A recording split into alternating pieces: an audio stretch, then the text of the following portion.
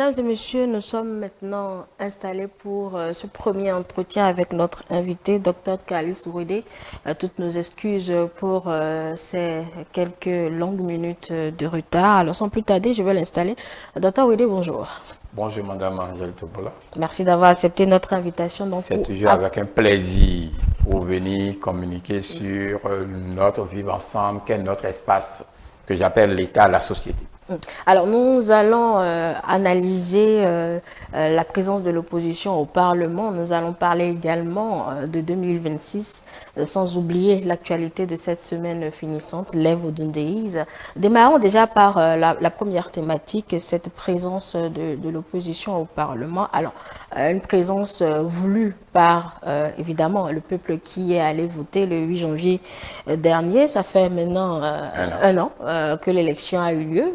En février, ça va faire officiellement un an que ces députés ont été installés. Alors, cette présence de cette opposition au Parlement, Dr Kalis Ouédé, a-t-elle concrètement changé quelque chose dans l'animation ou la vie politique du Bénin? Non, vous savez, quand vous parlez vous faites appel à un concept comme changement, demandez ça à un sociologue et il mettra beaucoup de variables pour pouvoir l'apprécier. D'accord? La première variable qui mettra en jeu, c'est la variable temporelle, et avec les acteurs et les événements. D'accord? Mais néanmoins, on peut quand même toutefois se féliciter du fait que parmi les principes de la démocratie figure le multipartisme, la diversité d'opinions. D'accord? Donc, fort de cela, je pense que l'actuelle législature remplit au moins ce critère, ce qui fait que le Bénin s'inscrit davantage encore dans l'agenda des questions démocratiques. Je dis bien des questions démocratiques. D'accord? Donc, sur le plan institutionnel, c'est déjà bien parce que la page noire, j'ai l'habitude de le dire, n'a pas emporté le pays. D'accord? C'est les élections de 2019. On ne va plus revenir sur ça. D'accord? Mais la présence des démocrates au Parlement, au-delà de ce que je viens de dire au plan institutionnel, c'est que c'est un signal également pour le pouvoir de se rendre compte qu'il y a une diversité d'opinions, d'accord, qui est manifeste au sein de la population dans sa diversité. C'est déjà au moins un premier pas qu'il faille reconnaître sur ce que j'appelle les principes d'une démocratie. Donc, leur présence du point de vue institutionnel, c'est déjà bien. Maintenant, la question, quel est son effet? Que font-ils? Voilà. Ce qu'il a fait, c'est que d'abord, quand vous prenez le bureau en lui-même, on sait tout ce que cela a été du point de vue institutionnel, la mise en place des différentes commissions, le bureau du Parlement et tout ça. C'est vrai, ça c'est le jeu des acteurs. Et ils s'y connaissent. La classe politique béninoise, personne n'est étrange à l'autre. Oui, je ne veux pas rentrer dans des questions sociales, dans des questions familiales, d'accord? Mais c'est des gens qui s'y connaissent. Quand je ne veux même pas faire une analyse sur quelques figures, mais de 90 ou bien de 91 à aujourd'hui, c'est vrai, il y a un renouvellement de ces classes politiques de façon progressive. Mais ceux qui sont là aujourd'hui ne sont pas des étrangers entre eux-mêmes. Donc, ils savent comment manipuler, ils savent comment utiliser les espaces qui sont les leurs pour poser les axes qui leur reviennent du point de vue institutionnel. D'accord? Donc voilà, au plan formel, au plan substantiel, ce qui est ça. Mais dans la réalité de ce qu'on doit faire pour le bien-être social de la population, ça c'est encore autre chose. Peut-être qu'on va y arriver, mais vous avez parlé de démocratie pour cette diversité d'opinions. Bon, beaucoup ont dit que la démocratie est peut-être mieux aujourd'hui. Avez-vous cette opinion, cette impression également, Monsieur Ouédé, avec cette présence peut-être des démocrates? Est-ce que la démocratie béninoise a un nouveau visage pratiquement, concrètement? Non, ça a un nouveau visage. Qu'est-ce que ça change concrètement? Non, ça change quelque chose aujourd'hui que je fais une analyse sur la législature précédente. Est-ce que vous voyez? Ou qu'on a tassé de tous les noms. D'accord? Mais aujourd'hui, c'est quoi? Qu'on le veuille ou non, quand vous prenez ceux qui constituent aujourd'hui les députés de l'opposition au niveau du Parlement, la plupart d'entre eux ne sont pas nés de la dernière pluie. Donc, ce qui est au plan procédural, tout ce qui est au plan institutionnel, ils s'y connaissent et ils s'y attachent. Observez bien qu'au Parlement, juste après toute chose, ils sont dans la salle de la presse.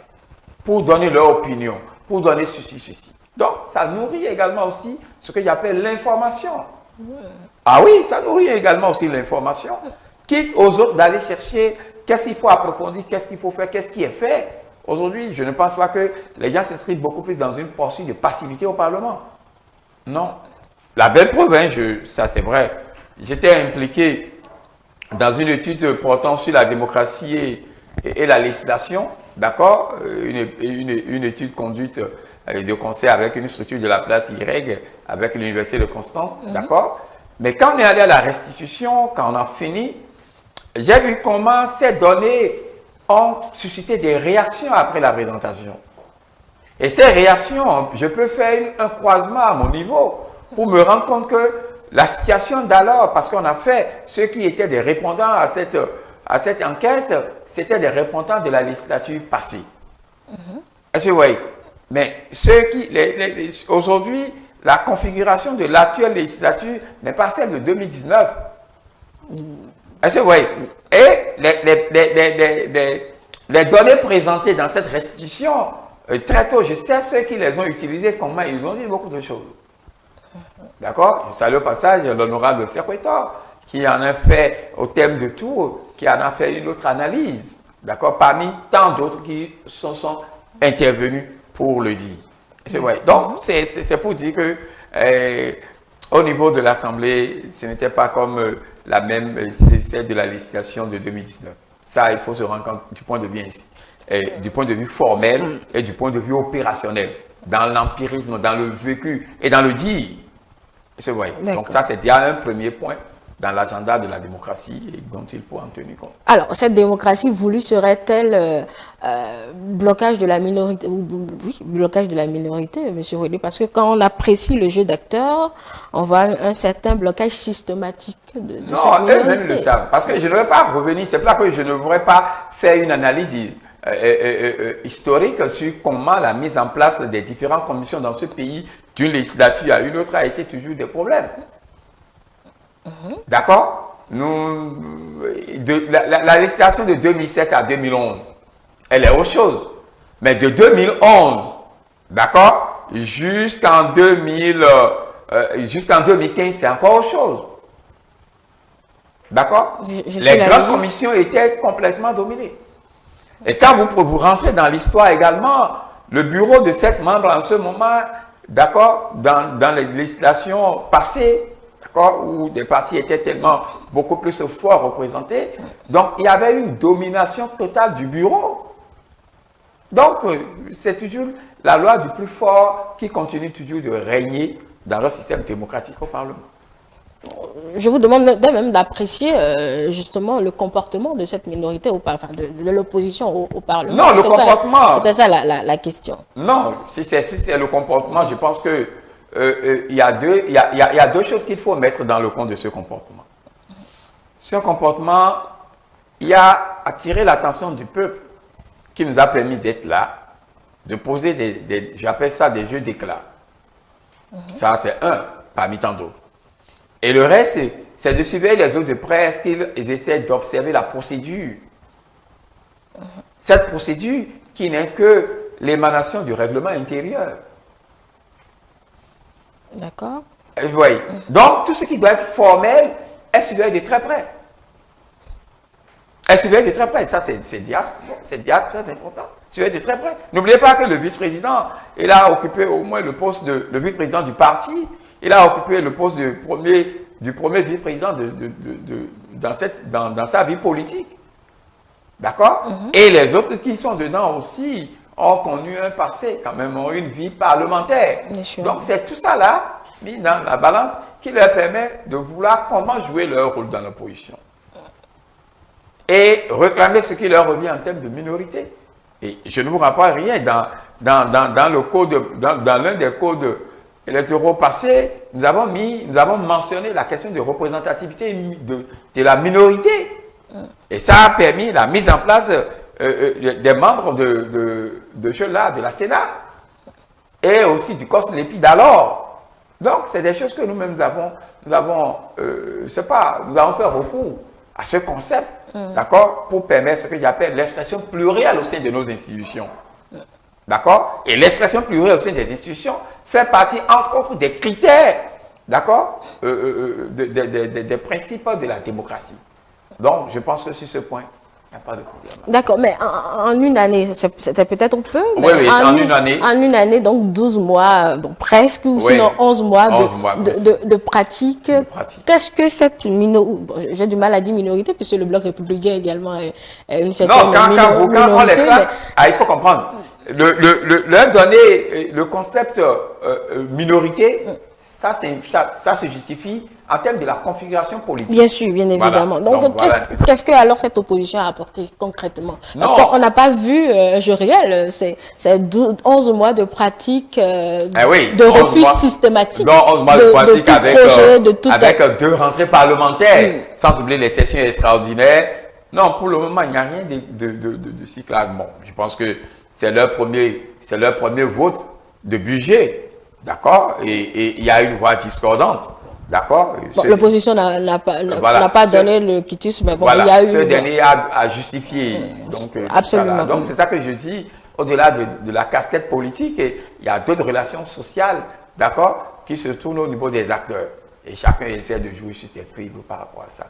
Donc, concrètement, je pense que ce qui est là, il n'y a rien de si fondamental à y mettre. Sauf que leur présence permet aux autres d'être aussi beaucoup plus rigoureux dans la mise en œuvre formelle du fonctionnement de l'institution. Ah, vous avez l'impression Oui, non, ça c'est presque non, ça comme le chien à bois, la caravane passe. Pas du tout. Ils en sont tellement rigoureux. Il faut voir comment, sur certains points, quand la procédure n'est pas bonne, ils essayent. Il y a d'autres qui sont francs de ça à pouvoir les relever.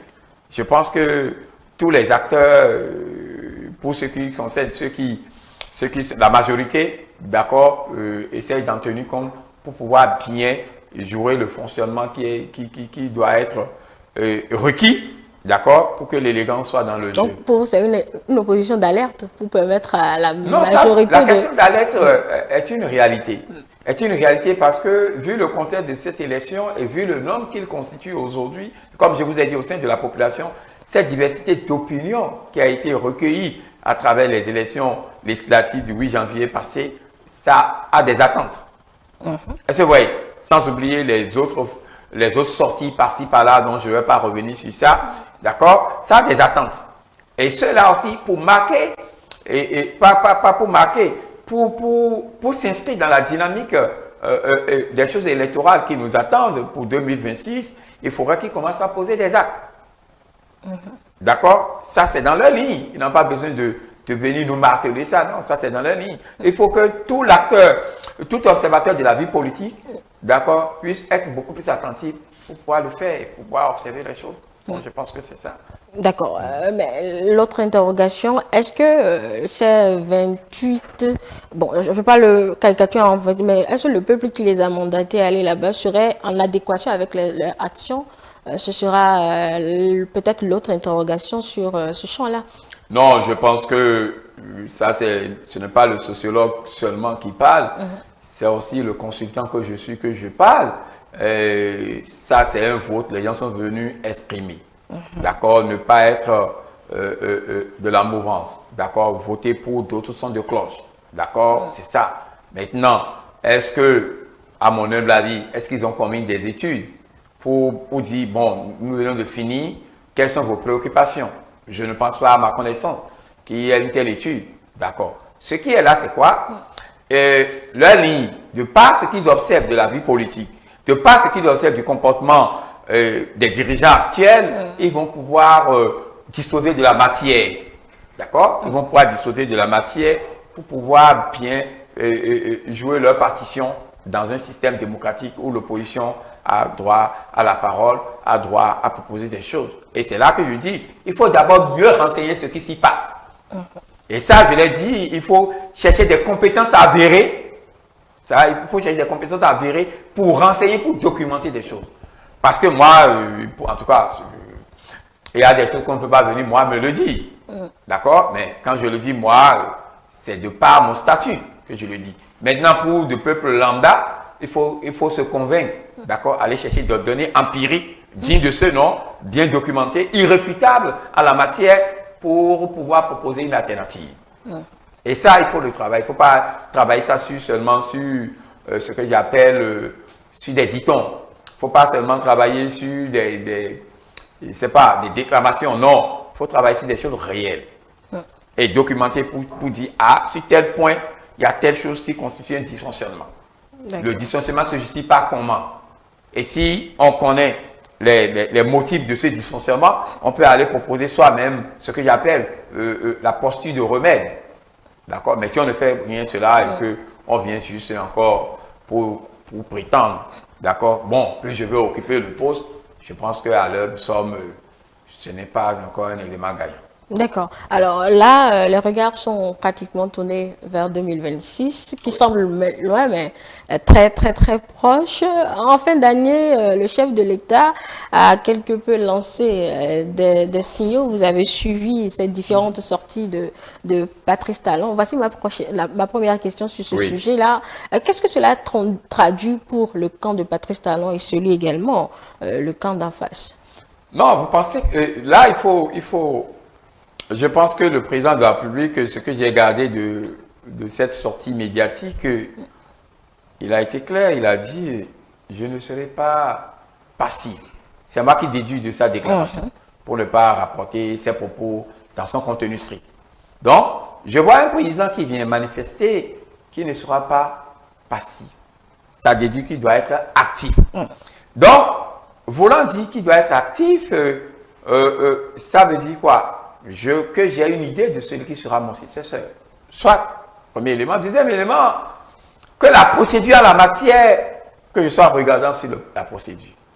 Et fort de ces deux préalables, il dispose d'une majorité qui, jusqu'à présent, est d'abord stable. Et quand vous rentrez dans le passé de notre pays, à 2 ans, à 3 ans, déjà le président au pouvoir, commence à perdre de certains de ses soutiens. Et on peut venir faire des déclarations publiques pendant que le titulaire du pouvoir est encore là. On tient des propos, d'accord, en un point, je ne vais pas les rapporter, ce n'est pas mon rôle.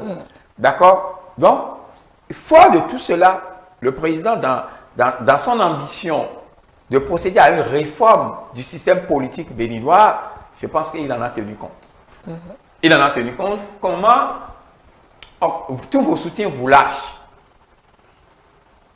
et vous descendez comme si de rien n'y était. Je pense qu'il en a tiré leçon.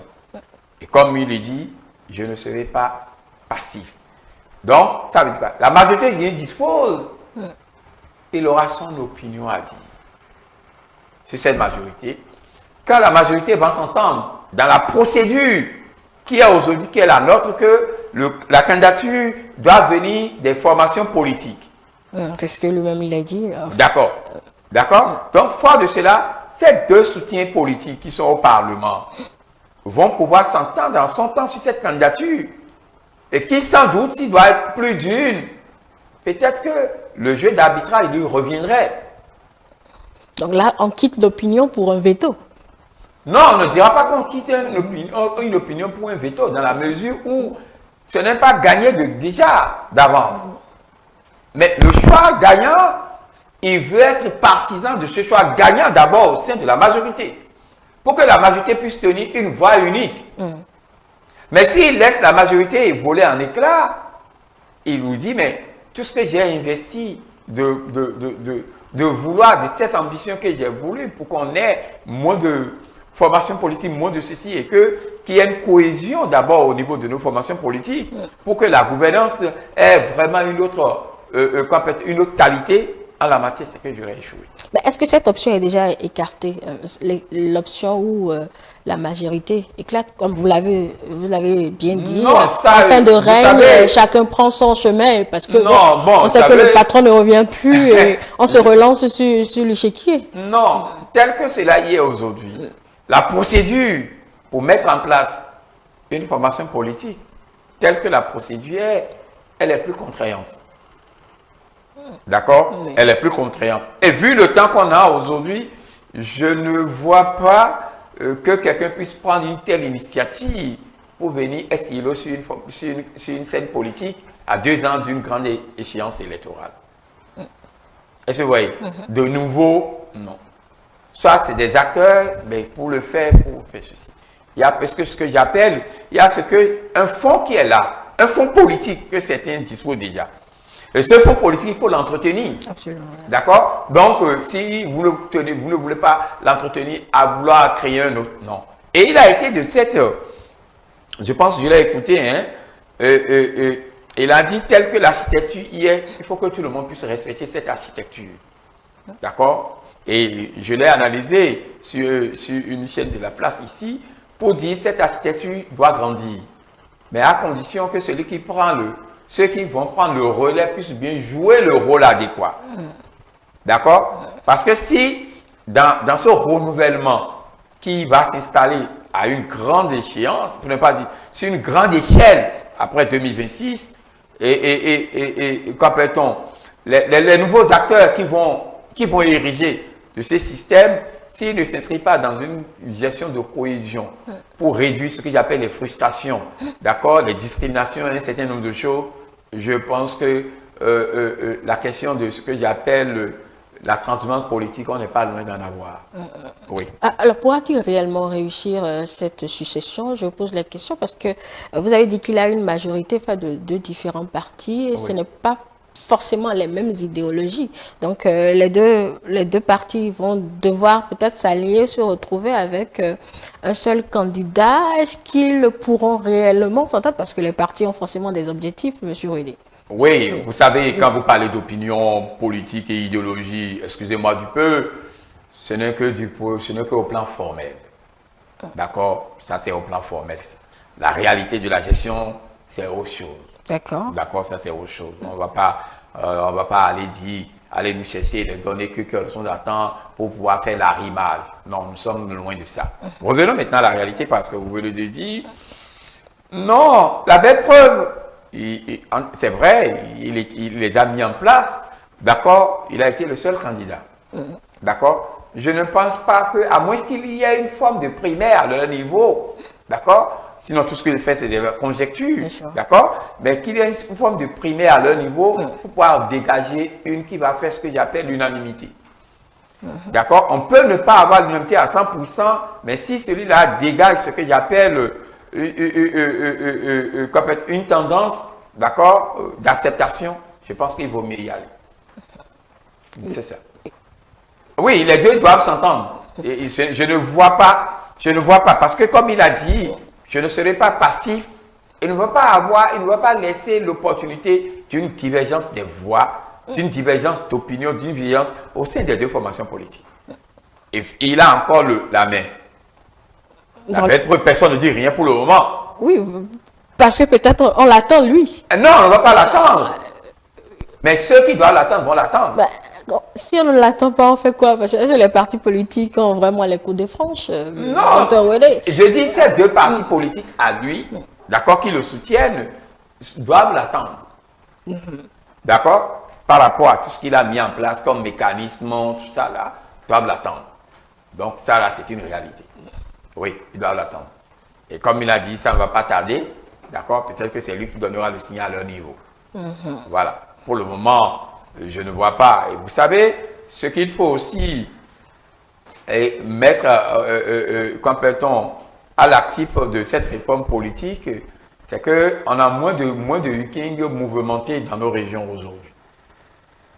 Oui, on a moins de week-ends mouvementés dans nos régions. D'accord, si vous rentrez dans le passé, pour les élections de 2006, d'accord, après de 2004 déjà, il y a trop de choses. D'accord, je sais de quoi il parle. 2004, je me rappelle pour les élections de 2006, déjà en 2004, il y a beaucoup qui quittaient déjà personnellement le président d'alors, le général Mathieu Kérékou, d'accord, dans les tractations et tout ça. Donc voilà un peu. Et c'est des moments qui affectent la gestion du pays. Oui, là on se détourne un peu. On se détourne un peu de tout ça. Donc je pense que de tout ce qu'on a enduré dans le passé et qu'on vient aujourd'hui à cette réforme, il faut vraiment tirer ce que j'appelle la conséquence positive à ce niveau. Mais quant au contenu, je suis loin de prétendre que le contenu révèle tout ce qui est très beau. Mais déjà de l'extérieur, de tout ça là, il y a une stabilité. D'accord.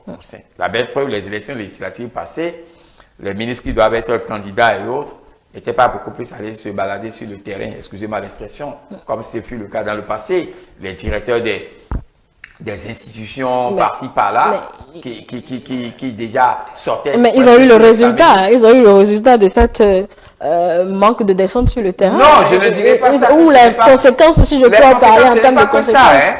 Non. Entre autres, évidemment. Oui, oui, ça c'est entre autres. Entre autres, parce que je ne peux pas dire, c'est le défaut de ces présences sur le terrain qui est la variable prépondérante de leur échec. Non, pas du tout. La population, dans leur circonscription électorale, la population a envie d'exprimer une autre opinion. Oui, ça, il faut l'admettre. Qu'on pouvait corriger si on était mieux sur le terrain. Bon, c'est une variable. Oui, c'est aussi une variable explicative. Voilà. Mais là, tout de suite, Dr Kalis Ouédé, tous les regards sont tournés sur cette révision du code électoral. Alors, que ce soit à la Cour constitutionnelle qui indique le chemin, est-ce que ça pose un problème? Ça ne pose pas du tout un problème. Ça ne pose pas du tout un problème. Et non, je pense que la Cour constitutionnelle ne s'est pas auto-saisie. Quand vous lisez, il y a un de nos citoyens qui a saisi la Cour pour ce que j'appelle l'arrimage des dates. Et cette question d'arrimage des dates pose le problème de légitimité, de légalité. Est-ce que vous voyez?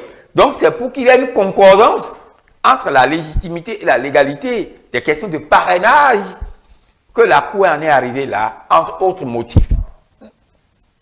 Est-ce que vous voyez? Et ce que j'ai été convié à un atelier au thème des élections passées, d'accord? Je pense qu'il y a d'autres préoccupations sur lesquelles les institutions les plus habilitées vont les évoquer pour que, en son temps, d'accord, les gens puissent savoir quelles sont les données sur lesquelles il faut modifier le dit code électoral. Ça, c'est très important par rapport à ça. Donc, ça ne nous pose pas de problème. Moi, je pense qu'il n'y a pas de problème à la matière. Comme je vous ai dit, il nous faut la concordance de la question de légitimité, de la question de légalité, de ceux qui vont parrainer les gens. Donc, c'est là qu'il y a un dysfonctionnement en termes de date.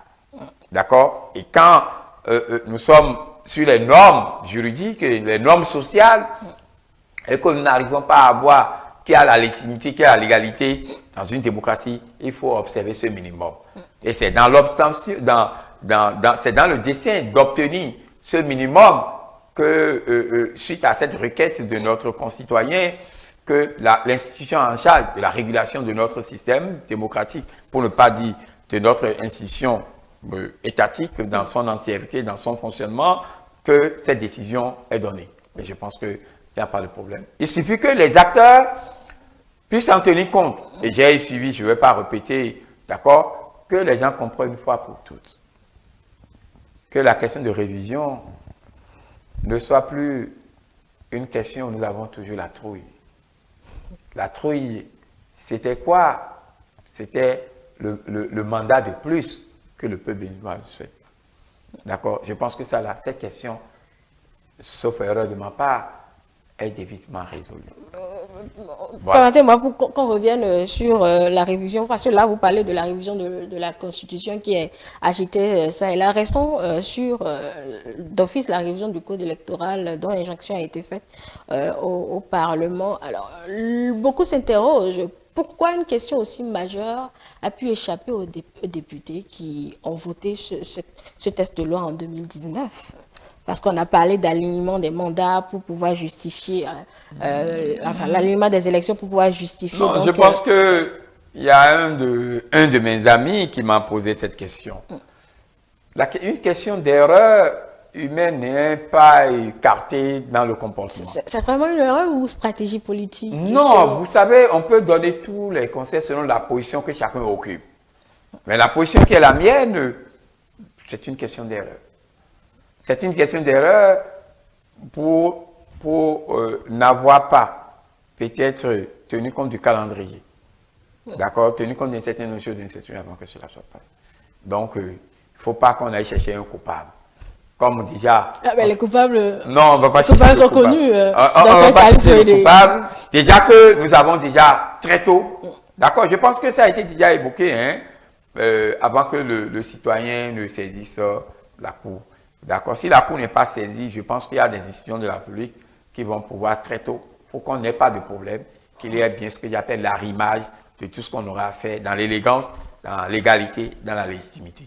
Je pense que c'est déjà très important. D'accord, vous ne voyez pas de coupable? Non, je ne vois pas de coupable. Mais ça fait quand même 2 fois le test, il est révisé. Bon, peut-être on va profiter de cette révision pour pouvoir corriger la majorité des oui, des ça choses. c'est, mais pas beaucoup au niveau de la Constitution, mais c'est au niveau du Code électoral. Bien sûr. Que, voilà, je pense que ça a été révisé. Le rapport est au niveau de qui de droit. Oui, parce que cette rencontre à laquelle je faisais allusion tout à l'heure, oui, a quand même convié presque toutes les institutions impliquées dans les questions électorales. D'accord. Et durant notre atelier, nous avons relevé. Je pense que qui de droit dispose de ces rapports pour une bonne exploitation. Oui, mais est-ce qu'on ne va pas aussi sortir un peu des institutions et consulter peut-être d'autres corps, quitte à peut-être parfaire ce code électoral? Non, je pense que si... Non, on peut sortir des institutions. Oui, vu qu'on a le temps pour le faire. Oui, bon, c'est ça, je dis, on a le temps pour le faire. S'il y a des structures compétentes en la matière, bien des individus qui ont la compétence requise, ils peuvent se manifester. Je pense que pour dire, bon, si je prends ce qui est ici par rapport à tant, il faut argumenter. Moi, c'est ce que je dis. Vous évoquez une idée, il faut l'argumenter. Et quand vous ne pouvez pas, quand vous finissez de l'argumenter, pour des choses institutionnelles, il faut aussi s'inscrire dans ce que j'appelle dans une approche comparative. Oui. Donner l'opportunité aux gens de choisir. Mais quand vous n'avez pas la possibilité intellectuelle, les ressources documentaires, les ressources intellectuelles requises pour travailler sur ces éléments dont je nomme, ça ne vaut pas la peine de prétendre à une telle modification ou bien de prétendre à vouloir proposer quoi que ce soit. Pour moi, une proposition doit avoir un contexte, doit avoir une justification, doit avoir des ressources adéquates et doit s'inscrire dans ce qu'on gagne. Qu'est-ce qu'on y gagne en faisant recours à ce que je vous propose? Pour que je puisse m'inscrire dans la poursuite d'analyse, avantage et coût pour faire le choix. Mais si vous ne me donnez rien, vous m'envoyez quelque chose sans aucune argumentation, sans aucune opportunité en la matière, non, quand même, je ne suis pas quand même là juste pour procéder à une réception. C'est quand même des têtes pensantes. Non, mais les têtes pensantes, je suis d'accord. Mais quand vous êtes tête pensante, il faut quand même respecter cette architecture dont je viens de parler. D'accord? Oui. Vous ne pouvez pas m'envoyer quelque chose si je ne vois pas tout ça. Je vous renvoie votre copie. D'accord. D'accord? Parce que c'est institutionnel. C'est le fonctionnement d'une société. C'est le fonctionnement d'un État. D'accord? Donc, je pense que là, on ne peut pas ça. D'accord. Alors, revenons à cette révision de la Constitution qui est agitée. Alors, est-ce que vous étiez en train de dire que c'est une polémique totalement inutile? Oui, c'en est une polémique, dans la mesure où la crainte qui est toujours agitée dans ce pays, c'est quoi? C'est qu'on ne nous parle pas d'une nouvelle république, qu'on ne nous parle pas par rapport à celui qui est là, qu'on ne parle pas de prolongement de mandat. Donc, si déjà, ce qui constitue, moi je continue de l'appeler notre fétiche constitutionnel, ça c'est Calice Ouellet, c'est mon concept, d'accord? Notre fétiche constitutionnel, je pense que ce sont nos acquis. Et pour que les gens puissent veiller sur ces acquis, c'est au regard de l'histoire politique de ce pays. Nous, on a fait les frais d'un moment de cette histoire politique. Et ceux qui en ont fait moins que nous, qui ont été les pionniers de nos constitutions, ils en ont tenu compte de notre histoire pour venir nous proposer ce texte, qui nous a permis de fonctionner dans une cohésion totale, nonobstant quelques éléments que j'appelle des faits mineurs. Ça, c'est Calice qui nomme ça. Ce sont des faits mineurs dans ce que j'appelle dans le fonctionnement de la République. Elle reste et demeure notre structure pérenne. D'accord? Donc, les individus vont partir, mais l'institution reste. Et fort de cela, je ne peux pas dire après, moi, c'est le déluge. Non. Donc, il faut qu'on travaille, d'accord, pour la pérennisation des acquis qui vont créer ce que j'appelle l'impersonnalisation de nos institutions. C'est-à-dire? Ah oui.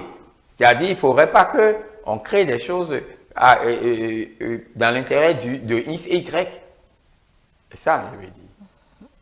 D'accord. Oui. Qu'on ne perçoive pas les choses comme ça. Ouais. Ce qui est peut-être incompréhensible, c'est pourquoi on revient toujours sur cette révision de la Constitution sans proposer quelque chose de concret. Si c'est tout au moins l'idée est accompagnée d'un test, on comprendrait, mais ça vient, ça va, Non, tout mais le temps, déjà, révision, bon, on ne sait non, pas je où on pense que va, les on ne sait acteurs, pas ce qu'on veut. non, les acteurs vont en son temps dire quels sont les éléments sur lesquels faudrait-il mettre cette révision. Pourquoi en son temps, pourquoi pas en même temps? On parle de révision, voilà ce que nous suggérons. Non, bon, faire. ils vont. Je pense Est-ce que ça ne va pas permettre au moins à la population ou à toute opinion d'avoir une idée claire de ce qu'on veut faire, de là où on va? C'est tout comme si c'est un ballon d'essai à chaque fois qu'on parle de révision de la Constitution. Non, déjà, sans même si projet c'est ballon concret. d'essai, la crainte, dès qu'on parle de la révision, la crainte de tout le monde, d'accord, y compris ma personne en son temps, c'est qu'il n'y ait pas prolongement, d'accord, de la mandature de l'équipe qui est là, d'accord, et qu'il n'y ait pas modification outre mesure, d'accord. Il faut que nous ayons l'alternance dans notre pays. Ça, c'est notre acquis démocratique. L'alternance quand il fallait qu'elle intervienne, d'accord, premier élément, pour ne pas avoir des présidents à vie, d'accord. Ça, c'est déjà notre acquis depuis 91 qui est resté. Et qui va rester. Je vous laisse développer parce que je vais bien vous relancer sur cet aspect, mais vous continuez d'abord. Qui est resté et qui demeure. Donc, maintenant, la dernière révision qui est intervenue en novembre 2019 a martelé pour ce qui concerne la mandature du président. D'accord? Donc, je pense que c'est des signaux pour moi, d'accord, qui ont été déjà mentionnés, matérialisés. Tant dans l'intention que dans un support qui est notre source référentielle, notre norme juridique. D'accord? Et par rapport à ça, moi, je n'ai plus de crainte quand aujourd'hui quelqu'un vient me parler de la révision. Je l'écoute d'abord. Et je l'ai lu seulement sur les réseaux sociaux et autres. Dès que la procédure va venir, les gens diront la matière qui fera l'objet, d'accord, de la révision au sein de notre Bible républicaine. D'accord? Donc, fort de cela, moi, je n'ai pas de crainte. En revanche, pour ce qui concerne le code électoral, sans doute, je n'ai pas le contenu strict du rapport en lui-même. Les choses qui vont venir pour que les élections générales de 2026 ne nous créent pas d'autres problèmes. D'accord, en 2031, on pourra baliser tout le terrain. Et je pense que pendant qu'on y est, c'est le moment favorable pour qu'on puisse baliser tout le terrain. D'accord, éviter qu'est-ce qui peut nous créer de problèmes par rapport à ça, y compris la réception des déclarations de candidature, qu'on puisse vraiment peaufiner tout ce qu'il faut, d'accord, pour qu'on soit dans les normes, qu'il n'y ait point de problème par-ci, par-là, pour que les institutions qui interviennent dans la question électorale puissent avoir le même son de cloche, puissent avoir le même référent, puissent avoir la même lecture d'une certaine chose. Et que les citoyens, d'accord, et des éventuelles candidatures sachent à quoi s'en tenir à une secret. Est-ce qu'il y a des tests? Est-ce qu'il y a des pièces qu'on peut aujourd'hui procéder à une réduction de ces pièces? Aujourd'hui, quand je rentre dans l'état civil a connu une amélioration. Bien sûr. Est-ce que vous voyez? Nous qui sommes nés aujourd'hui, nous avons tous aujourd'hui des actes de naissance sécurisés. Donc, aujourd'hui, nous avons un identifiant. D'accord? Vous avez pas mal de tests. D'accord? Si déjà, au registre de l'état civil, qu'est-ce qu'il faut demander à un candidat? Pour que nous ayons une certaine harmonisation. D'accord? Au-delà de ça, quand on vient sur le registre de la nationalité, qu'est-ce qu'il faut retenir? Au-delà de quelle est la situation, quel est le statut judiciaire du candidat? D'accord? Est-ce que les structures habilitées à nous dire, d'accord, son statut judiciaire, d'accord, on peut nous sortir ça en un laps de temps. Et le croisement de tous ces tests vise quoi? Que les gens le sachent. Il faut écrire. Bien sûr. Donc, je pense que voilà des choses en termes de déclaration, en termes de pièces à composer, qui sont habilitées à fournir les tests, où il faut trouver les tests pour que la documentation de la candidature soit quelque chose de plus facile. Maintenant, celui qui sait qu'il doit être candidat, il doit commencer par aménager ce que j'appelle ses acquis, son patrimoine, d'accord, sur quoi il doit aller chercher le quitus fiscal. Le quitus fiscal, aller voir les gens d'impôts sans pour autant dire que je suis, bon, voilà mon statut, et dites-moi quoi je dois, et puis c'est fini. Je pense que ce recours, moi je l'avais déjà dit, c'est déjà entre autres un élément d'assainissement de la vie publique, pour moi. D'accord? Si déjà, celui qui veut être demain un élu du peuple, il est censé être exemplaire. Bien sûr. Donc, si je n'ai pas l'exemplarité au niveau de celui-là, quel est le modèle d'hommes que lui vise dans une politique publique pour moi demain. Ça, c'est moi qui parle. D'accord? Donc, fort de cela, je pense que la quête de quitus fiscal, ce n'est que aussi la conséquence de tout ce qu'on a enduré dans le passé. D'accord? Et ça, tout le monde a vu ce que ça donne. Aujourd'hui, on parle de financement public. C'est des milliards qui ont été donnés. Mais quand on ne peut pas donner ces milliards aujourd'hui à des partis politiques qui ont des élus, tant au niveau du côté de nos mairies qu'au niveau du Parlement, pour qu'on n'ait pas des gens de bonne qualité. Ce sont des choses que j'appelle des mesures de salubrité de la vie politique. Je pense que c'est ce que je peux dire mieux. Alors, vous parlez tout à l'heure d'acquis démocratiques oui. concernant l'alternance. Cela m'a inspiré une question. Est-ce que ce n'est pas le moment peut-être de faire le point de cet acquis-là et de peut-être relancer la chose? Qu'est-ce que l'alternance nous a apporté concrètement? En fait, c'est une question que je pose. L'alternance depuis 1991, hein? Qu'est-ce que cela a apporté concrètement? Ah non, ça permet la vitalité, la diversité. Si vous avez des gens, un pouvoir monocolore depuis 1991 à aujourd'hui, vous l'empruntez sur vous aussi. Non, mais depuis 1991, oui. Si c'est ça qu'on a aujourd'hui ici, je pense que non, quand même. Je demande dans une poursuite de monotonie. D'accord, mais est-ce que ce n'est pas le moment aussi de faire le bilan et voir non, le bilan, non, je le dis, j'ai eu l'occasion de dire, peut-être c'est à vous les journalistes que j'ai posé cette question. D'accord? Si vous voyez tout ce qu'on a eu comme alternance, il y a des exemples qui se sont imposés parce qu'on est venu à échéance. D'accord? Le seul perdant qu'on a, c'est notre perdant de 96. Quand vous prenez le Cameroun aujourd'hui, c'est le seul perdant qu'on a qui n'a pas pu renouveler son mandat. D'accord? Pour tout le reste, c'est arrivé à échéance normale. Maintenant, la question qui est là, qui est une question très pertinente, c'est on peut s'auto-évaluer. Les universitaires peuvent se positionner, les acteurs de sciences politiques et les acteurs de droit public et autres, pour dire aujourd'hui, sur le plan, il y en a. Je pense que on peut l'évaluer. Sur le plan institutionnel, d'accord? Il y a des historiens, au passage, je ne vais pas les nommer quand même, qui peuvent bien faire le travail. De 91, bon, on laisse 91 à 96, on peut l'évaluer. De 96 à 2006, on peut l'évaluer. De 2006 à 2016, on peut l'évaluer. Il faut qu'on évalue de 2016 à 2026. D'accord? On peut le faire. Ça, il n'y a que les universitaires dans leurs différences. Que vous êtes d'ailleurs? Dans leurs différents laboratoires, puissent prendre. On ne va pas tout faire. C'est quoi? C'est qu'on peut prendre ça au plan thématique. Quand je prends l'économie, la politique économique, d'accord? Mes collègues de la FASEG peuvent au moins nous faire sortir un certain nombre d'indicateurs. Et pas seulement prendre les indicateurs SILO, les mettre dans un environnement écosystème qui puisse leur permettre de faire des analyses intra et extra. Ça, c'est le premier point. Deuxième point, au niveau du fonctionnement des institutions. On prend toutes les institutions, comment ces institutions ont fonctionné dans le temps pour qu'il y ait la cohésion. Ça, c'est autre chose, c'est la question du budget. Le budget en lui-même, quel est le temps de sa répartition aux différentes structures de la République? Et l'autre chose de façon visible que je peux dire, sur le plan de la presse, sur le plan de la presse par exemple, comment c'est fait? Donc je pense que c'est largement des choses qu'on peut vraiment faire. Si les gens sont prêts à financer des laboratoires, il n'y a pas de problème. On peut documenter, élaborer ça sous forme de contest et prendre, et puis c'est fini, élaborer tout, et puis c'est fini. Est-ce qu'on peut même y penser quand on sait que quand on parle juste de troisième mandat, ça commence à faire peur à tout le monde? Non, tout le monde sait qu'aujourd'hui, le Bénin, ça, c'est martelé. En fait, la question, est-ce qu'on ne va pas la rimer forcément à une affaire de troisième mandat quand on va entendre qu'il y a une étude du genre sur une certaine évaluation de... Je pense que, bon, vous me donnez peut-être l'opportunité, mais quand même, le peuple est strictement acquis à cette question de troisième mandat.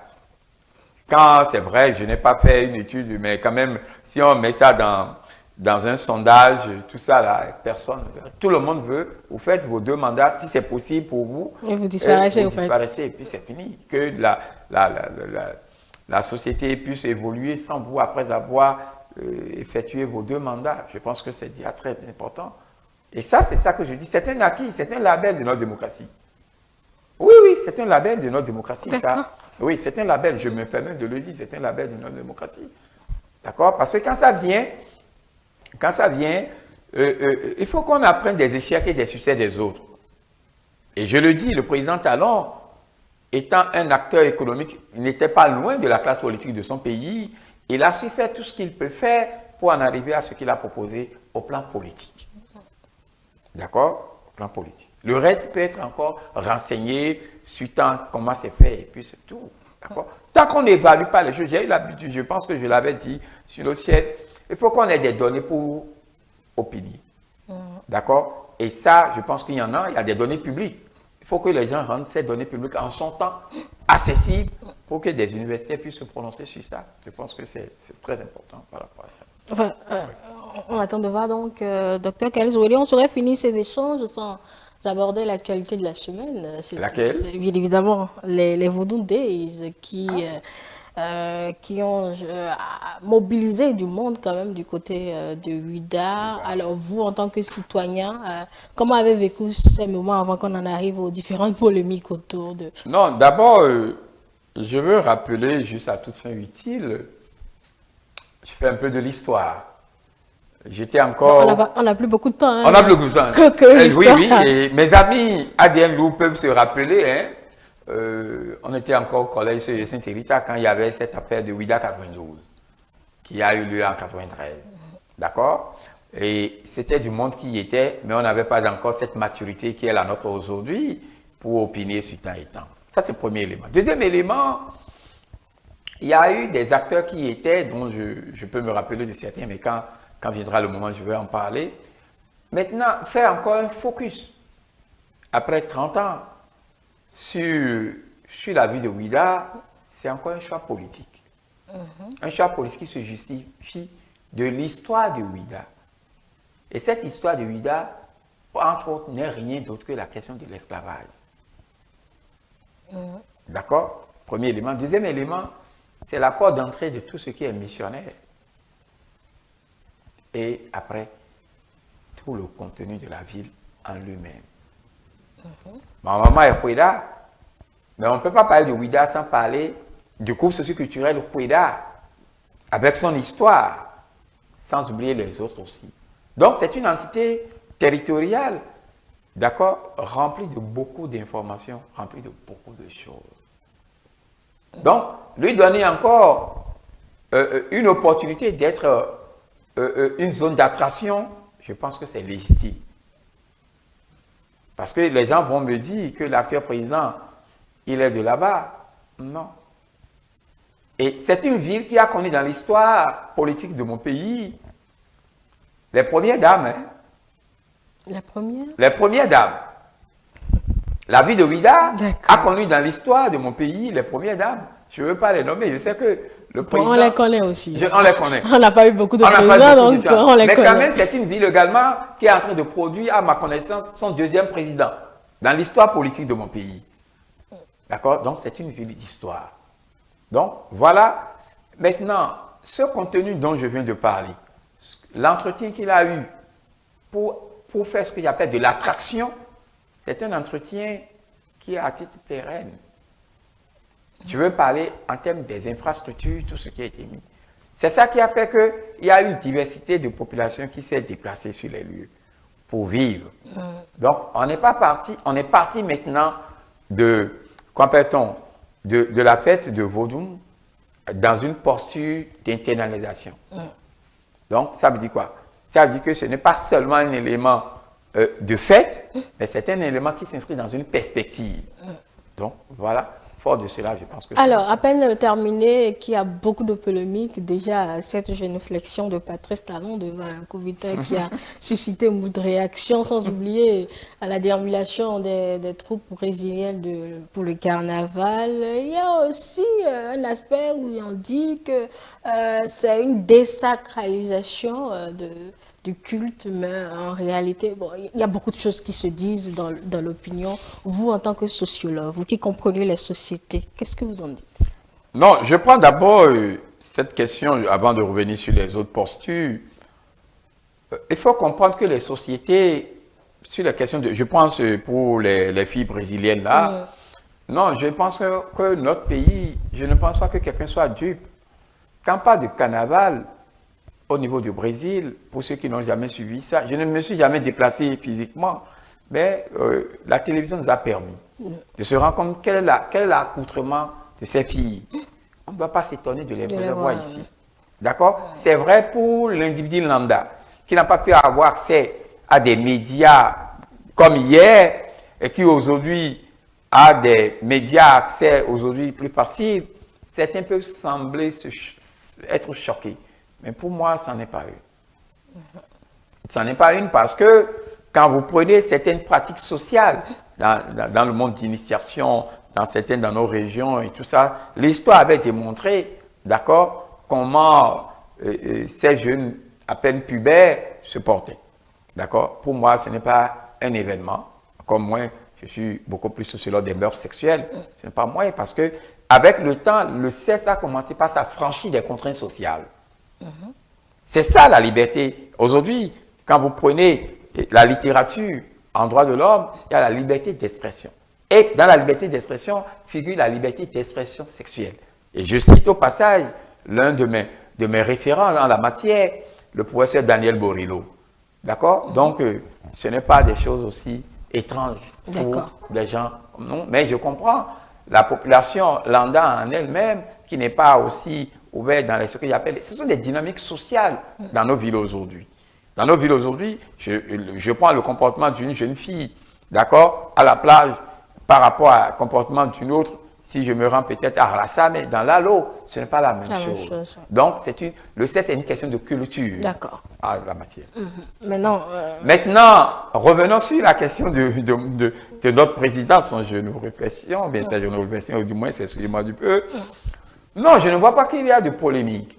Il faut rappeler d'entrée de jeu que dans cette question de Bonundé, le président l'a martelé et ceux qui ont servi de relais après, que ce n'est ni la volonté du gouvernement de procéder à une certaine promotion d'un culte. Et que ce n'est que la dimension culturelle de l'aspect.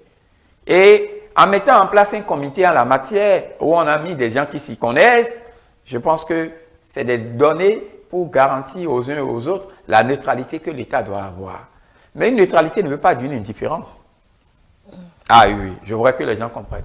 La neutralité ne veut pas dire une certaine indifférence. Non, parce que cela relève du moins de la responsabilité étatique. Oui, pour promouvoir le tourisme c'est une activité économique. Bien sûr. Qui s'inscrit dans une politique publique. Laquelle politique publique doit être opérationnalisée. D'accord. Et pour l'opérationnaliser, il faut des moyens. Est-ce qu'il faudrait s'agenouiller devant un coup? Ah non, si c'est la poursuite du président de la République, c'est vrai, c'est difficile de confondre la personne du président, la personne Patrice Talon, à la fonction qu'il incarne. Mais ce n'est pas aussi qu'il n'en dispose pas d'une vie privée dans l'espace public. Ah, ça va être difficile. Ah oui, non, sincèrement. Quand il est encore en fonction, ça va être difficile. Oui, c'est ça. Il y a ce que j'appelle, je fais appel à Roger Merton, l'un de mes référents en sociologie, qui disait il y a ce qu'on appelle la situation de latence et la situation manifeste. D'accord? Il faut s'y connaître pour se rendre compte qu'à un moment T, que tel statut est en veilleuse. Et quand est-ce qu'on saura le moment T? Ah oui, ça, c'est ça, il faut se rendre compte de sa personne. D'accord? Et non, je pense que, et ça, les Béninois ne doivent pas en faire tellement de polémique au niveau du président de la République. On parle de laïcité. La laïcité, attention, la laïcité, qu'est-ce que vous comprenez par la laïcité? Il faut que je fasse comprendre aux gens que la laïcité, l'État n'impose aucune religion à personne. Tout le monde est libre d'avoir sa croyance. Et que l'État en lui-même ne dispose pas d'une religion en la matière. Et à ce titre, je pense que le pays de référence dans les discours scientifiques qui sont les nôtres, pour la plupart, cette laïcité a vu le jour en France en 1905. Et c'est ça que quand nous sommes devenus colonie, nous avons martelé. Et aujourd'hui, c'est aussi martelé dans notre constitution à travers l'article 2 de notre constitution du 11 décembre 1990. Donc, la laïcité reste et demeure.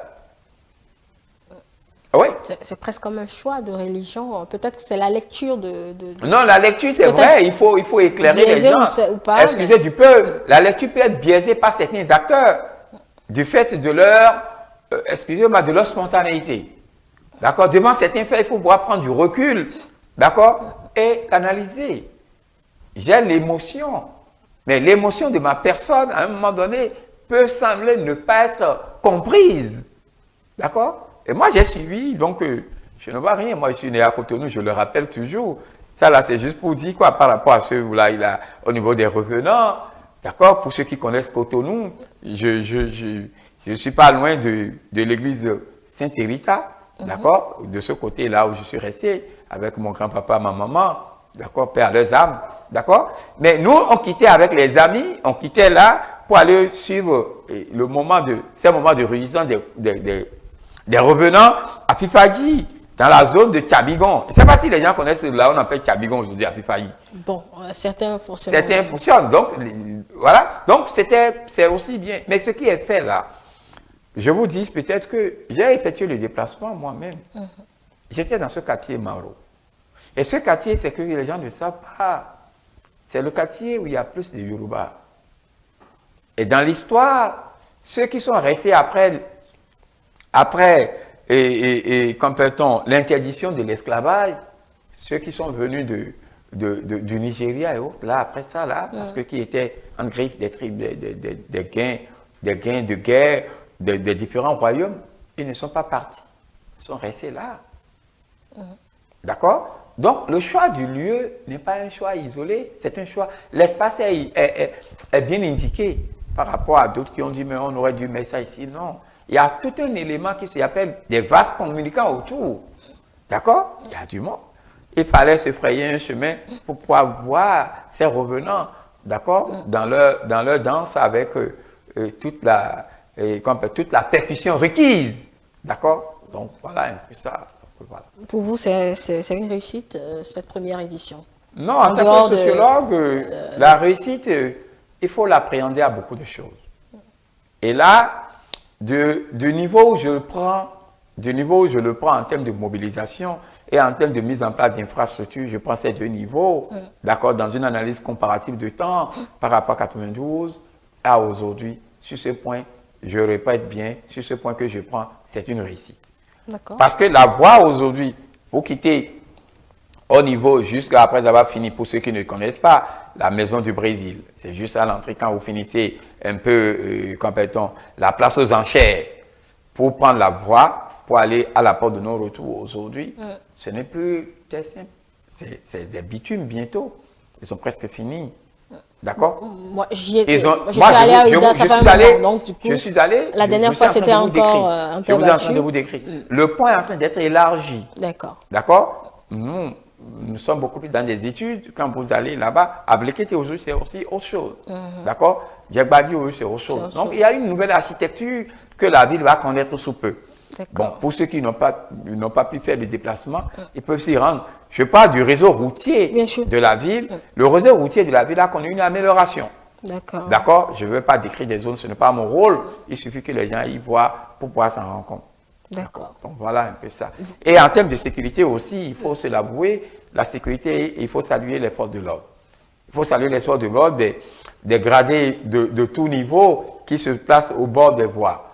D'accord? Et quand pour aller là où on a mis le podium, c'est un filtrage. Ah oui, c'est un filtrage. Et il y a ce que j'appelle le développement de l'économie locale. D'accord? J'ai vu tous ces dames qui ont mis leurs articles au bord. Tout ce qui est fait là, partout, vraiment, ça c'est ça. Mais il y a qui de droit qui doit pouvoir évaluer. Évaluer à tout point de vue. Et ce qui sera très bien, ça je le demande au passage, il revient au président de nous aider à en avoir en son temps, que les gens puissent produire un rapport adéquat. Le dit rapport, ce qu'on peut partager avec le public, on peut le mettre sur